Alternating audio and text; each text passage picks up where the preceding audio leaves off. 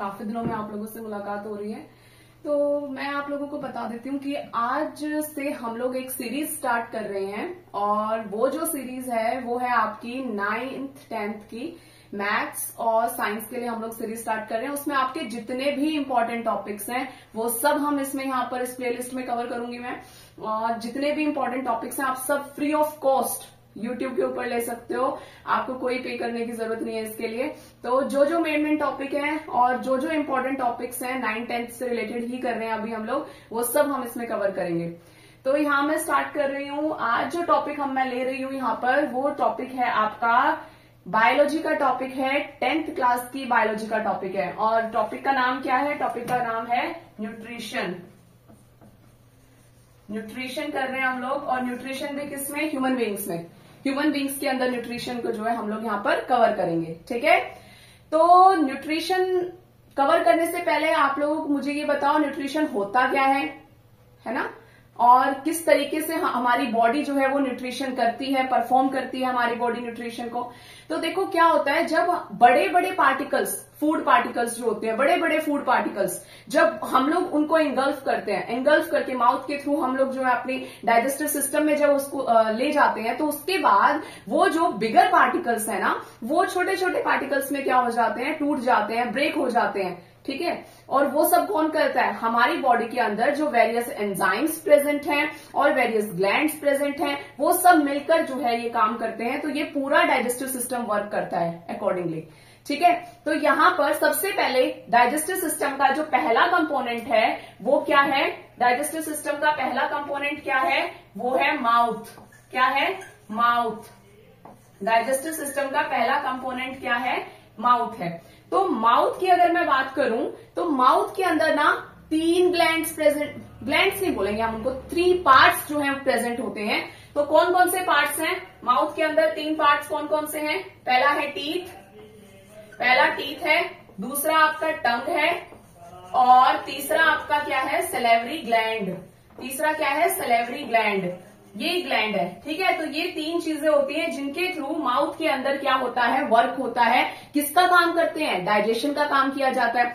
अब माउथ के अंदर ये तीनों किस तरीके से वर्क करते हैं, पहले मैं आपको उसके बारे में बताती हूँ। तो सबसे पहले यहां देखो टीथ। ठीक है, अब टीथ की अगर बात कर रहे हो तो टीथ हमारे बॉडी में 4 टाइप के टीथ प्रेजेंट होते हैं। 4 type of teeths were there. ठीक है, 4 types of teeth are there. तो फर्स्ट जो है वो कौन सा है? आपका इंसीजर। पहला कौन सा है आपका? इंसीजर। दूसरा कौन सा है? कैनाइन। और तीसरा प्रीमोलर, और चौथा मोलर। तो 4 टाइप के टीथ हो गए। कौन कौन से? Incisor, canine, molar, premolar. Premolar पहले आता है, फिर मोलर। ठीक है, तो इसी से हमारा डेंटल फॉर्मूला क्या बन जाता है? 2 1 2 3 बाय में 2 1 2 3, 2 1 2 3 बाय में 2 1 2 3। अब ये कैसे बना? पहले क्या थे? इंसीजर, फिर क्या थे? कैनाइन, फिर क्या थे? प्रीमोलर, फिर क्या थे? मोलर। ठीक है, तो इंसीजर कितने? ऊपर वाले में ये जो है ये पेयर्स में है। ये क्या है? पेयर्स में है। तो इंसीजर ऊपर कितने? 2 पेयर। अपर, ये अपर जो आपका जबड़ा है ना, जिसको हम लोग बोलते हैं सॉकेट, तो इसकी बात कर रही हूं मैं। तो जो ये अपर जो है आपका, अपर जो लाइन में जो इंसीजर है वो 2 पेयर के इंसीजर्स होते हैं, जो फ्रंटल टीथ्स होते हैं, 2 पेयर होते हैं ये। ठीक है, तो 4 इंसीजर हो गए, 2 पेयर हो गए, तो मतलब ठीक है। इसी तरीके से लोअर जॉ में भी कितने होते हैं? 2 पेयर्स ऑफ इंसीजर, मतलब कितने हो गए? 4 हो गए। अब ऐसे ही अपर जो है उसके अंदर कैनाइन कितने होते हैं? तो उसके अंदर कैनाइन कितने होते हैं? कैनाइन होते हैं 2, क्योंकि ओनली 1 पेयर है, 1 पेयर कैनाइन है, मतलब 2 कैनाइन्स जो है वहां पर क्या होते हैं? प्रेजेंट होते हैं। प्रीमोलर भी कितने हैं यहाँ पर? 2 पेयर्स है ना, तो मतलब कितने प्रीमोलर्स हो गए? 4 हो गए। उसके बाद मोलर कितने हैं? 3 पेयर्स, मतलब कि कितने मोलर हो गए? 3 2 जा 6 हो गए। ठीक है, तो इस तरीके से जो है ये हमारे पेयर्स में प्रेजेंट थे। तो यहां पर अगर मैं काउंट करूं तो 4, मतलब 2 पेयर, 4 हो गए, 4 इंसीजर, 2 कैनाइन हो गए, है ना, 4 2 और ये भी 2 और ये 6। यहां पर क्या हो जाएगा? 4 हो जाएगा। ठीक है, ये पेयर के अंदर है ना, क्योंकि तो ये 4 हो जाएगा।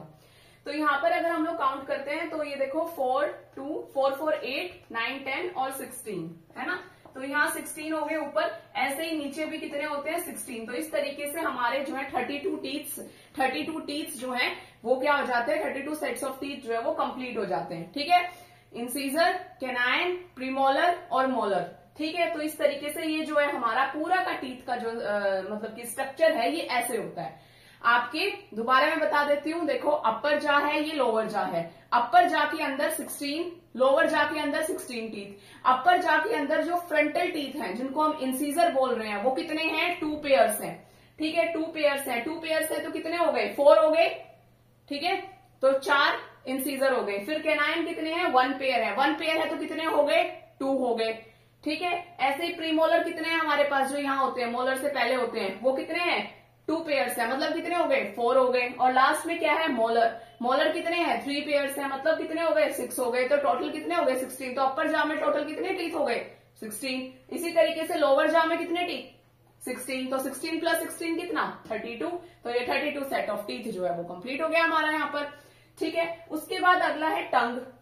अगली किसकी बात करते हैं हम लोग, टंग की। अब देखो, अच्छा टीथ में एक चीज और देखो, टीथ में ये तो आपके सेट्स ऑफ टीथ हैं। इसके अलावा स्टार्टिंग मतलब कि बर्थ से लेकर और जो ओल्ड एज तक का प्रोसेस होता है उसमें अगर हम टीथ को देखें तो आपको पता है कि 6 मंथ्स से लेके 1 ईयर तक जो है बेबी के अंदर टीथ जो है वो क्या होते हैं, डेवलप होना शुरू होते हैं। ठीक है, टीथ आना स्टार्ट होते हैं। उसके बाद जब वो बच्चा 3-4 साल का होता है, 4-5 साल तक का, उसके बाद उसमें क्या होते हैं, वो टीथ जो उसके मिल्क टीथ हैं वो मिल्क टीथ क्या हो जाते हैं, रिप्लेस हो जाते हैं और उनकी जगह क्या आ जाते हैं, परमानेंट टीथ आ जाते हैं। ठीक है, तो इस तरीके से कितने टाइप के टीथ हो गए, 2 टाइप के, मिल्क टीथ या उन्हीं को टेम्परेरी टीथ भी बोला जाता है, और फिर आ जाते हैं परमानेंट टीथ। मिल्क टीथ कितने होते हैं, 20 नंबर होते हैं, 20 होते हैं मिल्क टीथ, और परमानेंट तो आपको पता है 32 इन नंबर है। ठीक है, तो इस तरीके से ये हमारा टीथ जो है वो कंप्लीट होता है, ये जो है ये हमारा जो है कंप्लीट होता है। अब इसके बाद नेक्स्ट क्या है हमारा, टंग। अब टंग की अगर बात करो तो टंग के ऊपर ना बेटा टेस्ट बर्ड्स प्रेजेंट होते हैं। टंग के ऊपर क्या प्रेजेंट होते हैं, टेस्ट बर्ड्स प्रेजेंट होते हैं, और उन टेस्ट बर्ड्स की हेल्प से ही टंग क्या करता है, टंग क्या करता है, हमें जो है टेस्ट का पता चलता है। जैसा हम फूड खाते हैं उससे हमें टेस्ट का पता चलता है। ठीक है, पहले ना एक मिथ थी कि टंग के ना अलग अलग पार्ट्स पर अलग अलग टेस्ट हमें जो है फील होता है, लेकिन बाद में जब रिसर्च हुई तो ये चीज कंफर्म हो गई कि ऐसा कुछ नहीं होता। टंग के जो जितने भी टेस्ट बर्ड्स हैं वो सभी जो है वो क्या करते हैं, उस चीज को सेंस करते हैं कि कौन सा टेस्ट हम लोग ले रहे हैं। Test in the sense sweet है, सोर है ना, बिटर है, कैसा टेस्ट आ रहा है हमें फूड में, वो चीज। टंग का जो मेन फंक्शन है वो क्या होता है, स्वेलोइंग का होता है। टंग का मेन फंक्शन क्या होता है, स्वेलोइंग ऑफ फूड। फूड को स्वेलो करने के काम करती है टंग। ठीक है, निगलने का काम करती है, मतलब उसको फोर्स करती है, उसको पुश करती है ताकि वो स्वेलो हो सके। अब उससे पहले एक चीज और देख लो, टंग तो चलो यहाँ पे कंप्लीट हो जाती है। उसके बाद सेलेवरी ग्लैंड हम लोग करेंगे। हमारी माउथ के अंदर एक ही ग्लैंड प्रेजेंट होता है और वो होता है सेलेवरी ग्लैंड। सेलेवरी ग्लैंड की अगर बात करोगे, इसका दूसरा नाम भी होता है, इसका दूसरा नाम क्या होता है, सेलेवरी ग्लैंड का दूसरा नाम होता है टाइलिन। इसका दूसरा नाम क्या होता है, टाइलिन भी होता है इसका नाम सेलेवरी ग्लैंड का। और ये जो सेलेवरी ग्लैंड है आपका, ये क्या करता है, ये सलाइवा प्रोड्यूस करता है। ठीक है, सलाइवा क्या होता है, वाटरी लिक्विड होता है, जो कहाँ होता है, हमारे माउथ में प्रोड्यूस होता है। ठीक है, अब ये सलाइवा प्रोड्यूस जब करता है तो ये सलाइवा हमारे फूड के साथ क्या हो जाता है, मिक्स हो जाता है। और जब ये सलाइवा हमारे फूड के साथ मिक्स होता है ना, तो सलाइवा प्लस फूड क्या बन जाता है, बन जाता है बोलस। ठीक है, सलाइवा प्लस फूड क्या बन जाता है बोलस। ठीक है, तो क्या होता है कि सेलेवरी ग्लैंड क्या प्रोड्यूस करता है, सलाइवा प्रोड्यूस करता है, और ये सलाइवा हमारे फूड के साथ क्या करता है, मिक्स होता है, और मिक्स होकर क्या बना देता है, उसको क्या बोलते हैं, बोलस। ये बोल टाइप का स्ट्रक्चर बन जाता है। उसके बाद इजीली टंग इसको क्या करवा देती है, स्वेलो करवा देती है, मतलब निगल लेते हैं। और कहाँ जाएगा फिर नेक्स्ट, ये माउथ से अगला पार्ट क्या है, इसोफेगस, इसके अंदर जो है वो चला जाता है। ठीक है, तो सलाइवा प्लस फूड इसको क्या बोलेंगे, बोलस बोलेंगे। ठीक है। सलेवरी ग्लैंड का काम क्या होता है, सलाइवा को प्रोड्यूस करना। सलाइवा प्लस फूड को क्या बोलते हैं हम लोग, बोलस बोलते हैं। ठीक है, बोलस को फिर कौन स्वेलो करवाती है, टंग स्वेलो करवाती है ना। एक बता देती हूं मैं, सलाइवा का पीएच क्या होता है। सलाइवा का पीएच होता है 6.8। सलाइवा का पीएच क्या होता है, सलाइवा का पीएच होता है 6.8। सलाइवा का पीएच क्या होता है, 6.8 होता है। सलाइवा का पीएच क्या होता है, 6.8 होता है। ठीक है, तो यहां पर ये सब जो था ये हमारे माउथ से रिलेटेड काम था। माउथ के अंदर अब आप पूछोगे कि डाइजेशन किस चीज का होता है। देखो, हमें मेनली आपके सब्जेक्ट, आपके क्लास में आपको मेनली 3 चीजों का डाइजेशन पढ़ना है, और वो क्या है, एक तो है आपका प्रोटीन का, एक आपका फैट्स का, और तीसरा आपका कार्बोहाइड्रेट्स का।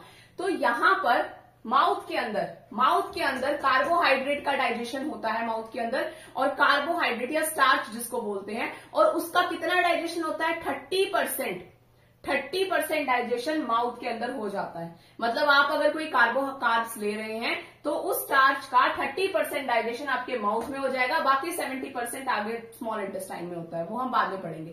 ठीक है, तो ये जो है इसका 30% डाइजेशन जो है कहां हो जाता है, माउथ के अंदर क्या हो जाता है, कंप्लीट हो जाता है। किसका, आपके स्टार्च का। माउथ के बाद अब फूड कहां गया, अब फूड गया ईसोफेगस में, है ना।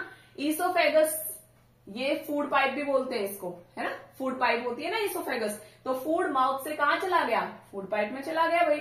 अब फूड पाइप में क्या होता है, फूड के साथ फूड पाइप में कुछ नहीं होता, कोई डाइजेशन नहीं होता। यहाँ पर अकेला ऐसा पार्ट है पूरे आपकी डाइजेस्टिव सिस्टम में जहां पर कोई डाइजेशन नहीं होता। वैसे और भी है, नीचे है रेक्टम और वो सब है, लेकिन फिर भी लार्ज इंटेस्टाइन भी है जहां पर, लेकिन फिर भी वहां पर एब्जॉर्प्शन जो है वाटर वगैरह का हम पढ़ लेंगे, लेकिन यहां पर कोई भी डाइजेशन नहीं होता।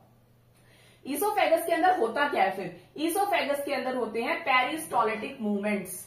ईसोफेगस के अंदर होते हैं पेरिस्टोलिटिक मूवमेंट्स। क्या होते हैं, पेरिस्टोलिटिक मूवमेंट्स होते हैं।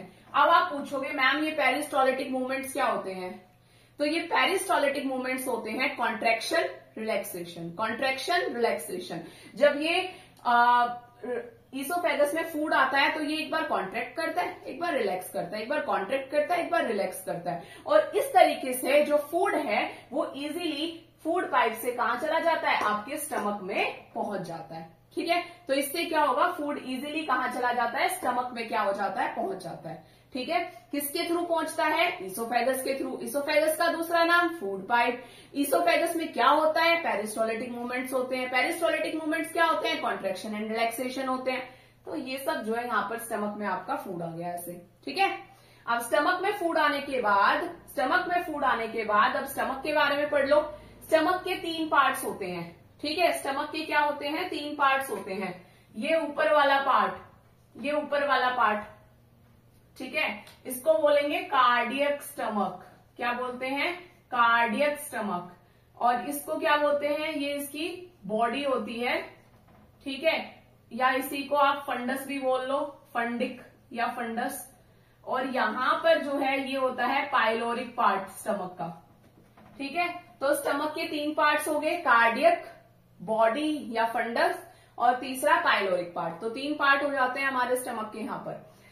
अब देखो, ईसोफेगस से फूड आया किसमें, स्टमक में। स्टमक में आने के बाद फूड 3 घंटे तक, आपकी एलसीईआरटी की वर्ड से ये 3 घंटे तक, 3 आवर्स तक फूड यहाँ पर रेस्ट करता है। ठीक है, यहाँ पर पड़ा रहता है स्टमक में, बिना कुछ करे 3 घंटे तक इसमें पड़ा रहता है स्टमक में। ठीक है, अब फूड यहाँ पर आया कार्डियक, बॉडी, पाइलोरिक पार्ट से। यहाँ पर अब क्या होता है स्टमक के अंदर आप बचपन से पढ़ते आ रहे हो, बचपन से मतलब जब से आपने न्यूट्रिशन स्टार्ट किया है 6th, 7th, 8th क्लास से, कि स्टमक क्या रिलीज करता है, स्टमक HCl रिलीज करता है ना, ये पढ़ रहे हो आप। स्टमक क्या रिलीज करता है, स्टमक HCl रिलीज करता है।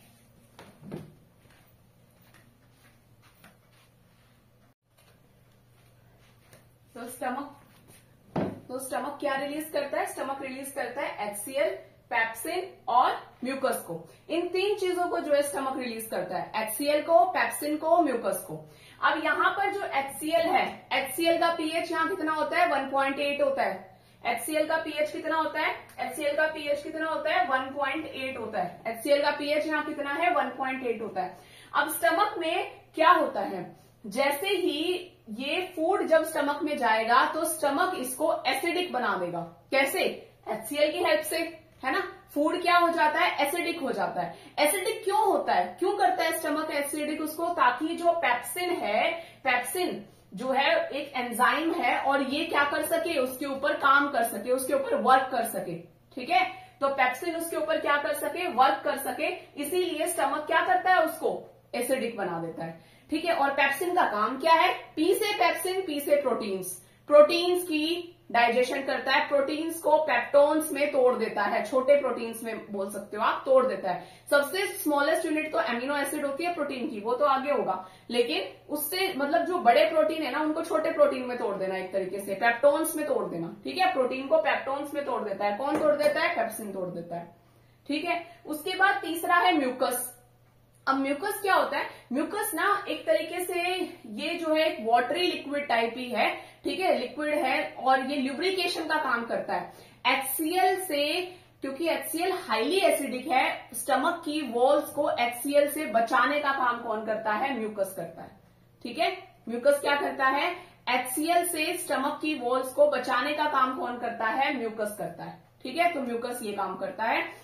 HCl हो गया, पेप्सिन हो गया, म्यूकस हो गया। HCl का काम क्या है? देखो कई बार जब हम लोग खाना खाते हैं ना, तो बहुत सारे माइक्रो ऑर्गेनिजम्स, बैक्टीरिया, पैथोजेंस वगैरह एंटर कर जाते हैं फूड के साथ कई बार। ठीक है, तो HCl क्या करता है? जितने भी वो माइक्रो ऑर्गेनिजम्स हैं उनको किल कर देता है। अब आप खाना तो रोज खाते हो, बीमार तो रोज नहीं होते ना। अगर आप रोज बीमार होने लग जाओ तो क्यों नहीं होते? क्योंकि जनरली 90% तक जो आपके बैक्टीरिया, पैथोजेंस वगैरह हैं उनको किल कर देता है HCl। स्टमक में आए और वो खत्म, जो बच जाते हैं फिर वो बीमारी कोज करते हैं, आप बीमार होते हो फिर। ठीक है, तो HCl का पहला काम क्या है कि माइक्रो ऑर्गेनिज्म को खत्म कर देना, बॉडी से फिनिश कर देना। दूसरा काम क्या है इसका? फूड को एसिडिक बनाना, है ना। और एसिडिक क्यों बनाता है? ताकि क्या काम कर सके? पेप्सिन काम कर सके उसके ऊपर। तो पेप्सिन का काम क्या है? पेप्सिन का काम पी से पेप्सिन, पी से प्रोटीन्स। पेप्सिन क्या करता है? प्रोटीन्स को छोटे प्रोटीन्स में, पेप्टोन्स में क्या कर देता है? ब्रेक कर देता है। फिर तीसरा क्या है? म्यूकस। म्यूकस का काम क्या है? म्यूकस क्या करता है भाई? जो वाटरी मतलब जो स्टमक की लेयर्स है ना, उनको जो है प्रिवेंट करता है। किससे प्रिवेंट करता है? HCl के बैड इफेक्ट से। ठीक है, तो ये स्टमक में बस इतना ही होता है। तो स्टमक में ये 3 कंपोनेंट्स होते हैं आपके। इसके बाद स्टमक के बाद आगे आ जाता है, फूड जाता है फिर फंडिक पार्ट से, किसमें? आपके स्मॉल इंटेस्टाइन के अंदर। ठीक है, अब स्मॉल इंटेस्टाइन में डाइजेशन होती है बहुत ज्यादा। ठीक है, मोस्टली यहाँ पर डाइजेशन क्या हो जाती है? कंप्लीट हो जाती है स्मॉल इंटेस्टाइन के अंदर। आपकी डाइजेशन स्मॉल इंटेस्टाइन में क्या हो जाएगी? कंप्लीट हो जाएगी। स्मॉल इंटेस्टाइन के ना 3 पार्ट होते हैं। स्मॉल इंटेस्टाइन के ना 3 पार्ट होते हैं, ड्यूडेनम, जेजनम और इलियम। ड्यूडेनम, जेजनम और इलियम, 3 पार्ट होते हैं हमारी स्मॉल इंटेस्टाइन के। कौन कौन से? ड्यूडेनम, जेजनम एंड इलियम, 3 पार्ट होते हैं। ठीक है, अब स्मॉल इंटेस्टाइन में जैसे ही फूड आता है, तो फूड जब आ रहा है तो इसके साथ जो ये लीवर है, ये आपका लीवर है यहाँ पर। ठीक है, तो लीवर और ये पैनक्रियास, तो लीवर और पैनक्रियास की सिक्रीशंस ना मिक्स हो जाती हैं स्मॉल इंटेस्टाइन के साथ, फूड को क्या करने के लिए? डाइजेस्ट करने के लिए। तो लीवर से क्या होता है? लीवर के अंदर एक ना गॉल ब्लैडर प्रेजेंट होता है। लीवर के अंदर क्या होता है? गॉल ब्लैडर प्रेजेंट होता है। लीवर के अंदर गॉल ब्लैडर प्रेजेंट होता है। तो गॉल ब्लैडर क्या करता है? बाइल जो है उसको स्टोर करके रखता है। लीवर का जूस कौन सा है? Bile juice. जहां बाइल नाम आ जाए वो किससे रिलेटेड है? भाई लीवर से रिलेटेड है, इस बात का ध्यान रखना पड़ेगा हमें। ठीक है, तो लीवर का जूस कौन सा हो गया? Bile juice. बाइल जूस कौन रिलीज करता है? बाइल जूस कौन रिलीज करता है? लीवर। और लीवर के अंदर कहां स्टोर होता है बाइल जूस? गॉल ब्लैडर में। अब यहां से गॉल ब्लैडर से जब नीड होती है बाइल जूस की, तो वो बाइल जूस जो है बाइल डक्ट के थ्रू होता हुआ कहां चला जाता है? स्मॉल इंटेस्टाइन के अंदर चला जाता है। ठीक है, यहां से फिर ये आपका पैनक्रियास है। पैनक्रियास क्या रिलीज करता है? पैनक्रियाटिक जूस रिलीज करता है। अब वो पैनक्रियाटिक जूस भी भाई कहां चला जाता है? स्मॉल इंटेस्टाइन में चला जाता है। अब यहां पर एक ना कॉमन, पहली बात तो देखो ये तो है बाइल डक्ट लीवर से। ये है आपका पेनक्रियाटिक डक्ट, क्योंकि पेनक्रियास से जा रहा है। और ये लीवर और पेनक्रियास दोनों मिलके ना एक कॉमन डक्ट बना लेते हैं। भाई हम एक काम करते हैं, अलग अलग कहाँ जाएंगे, स्मॉल इंटेस्टाइन के अंदर। एक काम करते हैं, इधर से लीवर का जूस आ रहा है, बाइल जूस, इधर से पेनक्रियास का जूस आ रहा है, दोनों ना कंबाइन करके और एक जो है कॉमन पाथवे बना लेते हैं और उसको बोल देते हैं हिपैटोपेनक्रियाटिक डक्ट। उसको क्या बोल देते हैं, हिपैटोपेनक्रियाटिक डक्ट बोल देते हैं। ठीक है, एक तरफ से बाइल जूस आ रहा है, एक तरफ से पेनक्रियाटिक जूस आ रहा है, दोनों मिलकर आगे चले गए, क्या बना दिया, हिपैटोपेनक्रियाटिक डक्ट बना दिया। हिपैटोपेनक्रियाटिक डक्ट अब कहाँ चला जाएगा, चला जाएगा स्मॉल इंटेस्टाइन के अंदर। अब स्मॉल इंटेस्टाइन में क्या है, स्मॉल इंटेस्टाइन में जाने के बाद अब जो लीवर है, लीवर का कौन सा जूस था, बाइल जूस, है ना। लीवर का कौन सा जूस था, बाइल जूस। अब जो बाइल जूस है उसका काम क्या होता है, उसका काम होता है इमल्सिफिकेशन ऑफ फैट्स।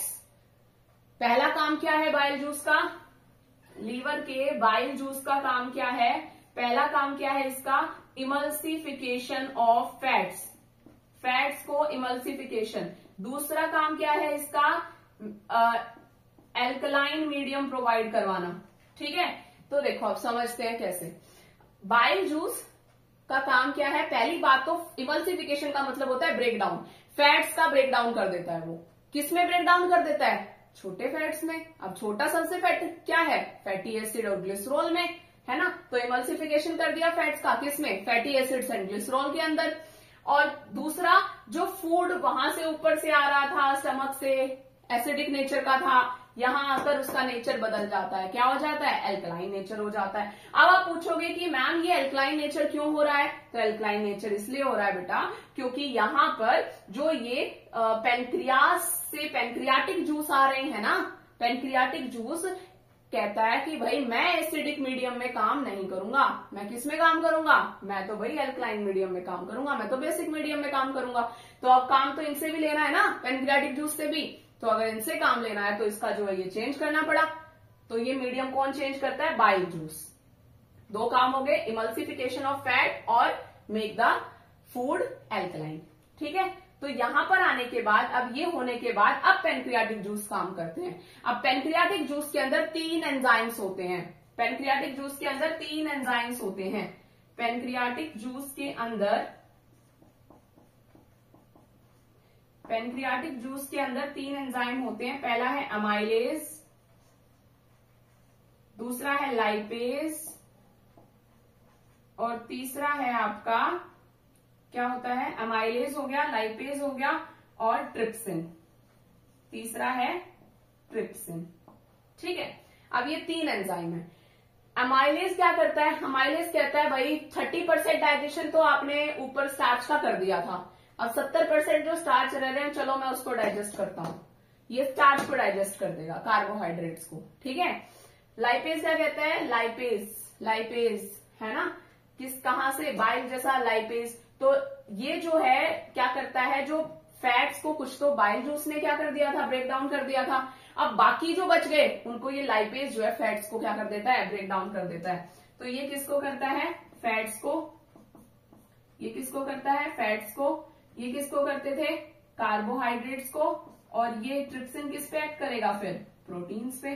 प्रोटीन्स पे एक्ट करके ट्रिप्सिन क्या करेगा, उसको एमिनो एसिड्स में क्या कर देगा, ब्रेक कर देगा। एक जगह और प्रोटीन के ऊपर काम हुआ था, और वो काम हुआ था स्टमक में, और किसने किया था, पेप्सिन ने किया था, पेप्टोन्स में तोड़ा था। ठीक है, और यहां पर ये किस में तोड़ देगा इसको, एमिनो एसिड्स में। ये किस में तोड़ देगा, स्टार्च, ग्लूकोज में। स्टार्च को किस में तोड़ देगा, अमाइलेज, ग्लूकोज में। लाइपेज फैट्स को किस में तोड़ देगा, फैटी एसिड्स एंड ग्लिसरॉल में। और ट्रिप्सिन प्रोटीन को किस में तोड़ देगा, एमिनो एसिड्स में। ठीक है, कार्बोहाइड्रेट, स्टार्च, स्टार्च को किस में तोड़ देगा, यहां लिख लो, स्टार्च को तोड़ देंगे ये किसके अंदर, ब्रेक डाउन कर देंगे, ग्लूकोज के अंदर। ठीक है, अच्छा, फैट्स को किस में ब्रेक डाउन कर देंगे, फैटी एसिड्स में, फैटी एसिड्स प्लस ग्लिसरॉल में। और तीसरा क्या है, ट्रिप्सिन, ट्रिप्सिन को प्रोटीन्स को किस में तोड़ देगा, एमिनो एसिड्स में। ठीक है, इस तरीके से आपके तीनों डाइजेशन कंप्लीट हो गए, है ना, तीनों की। अब बाकी अब क्या होता है, जो अनडाइजेस्टेड फूड बच गया है ना, वो कहां चला जाएगा, अब चला जाएगा लार्ज इंटेस्टाइन में। लार्ज इंटेस्टाइन में जाने के बाद उस अनडाइजेस्टेड फूड का अब क्या होता है, अब जो फूड बच गया अनडाइजेस्टेड फूड, उसमें से सबसे पहले एब्जॉर्प्शन होगा, वाटर जो है उसमें से एब्जॉर्ब कर लिया जाएगा, बाकी सिर्फ सॉलिड फूड जो है वो बच जाएगा। अब वो सॉलिड फूड जो है रेक्टम के थ्रू, रेक्टम में स्टोर हो जाएगा और एनस के थ्रू जो है क्या होगा, हमारी बॉडी से बॉडीली वेस्ट की तरह जो है क्या हो जाएगा, बाहर निकल जाएगा। इस तरीके से हमारा जो ये न्यूट्रिशन है ह्यूमन बींग्स के अंदर ये कंप्लीट हो जाएगा। ठीक है, तो कैसा लगा आपको ये टॉपिक? अगर आपको कोई डाउट है, कहीं पर आपको समझ नहीं आया, तो आप मेरे से कमेंट्स में पूछ सकते हैं, मैसेज भी कर सकते हैं। और अगर अच्छा लगा हो तो लाइक करें वीडियो को, शेयर करें और subscribe my YouTube channel. Thank you very much.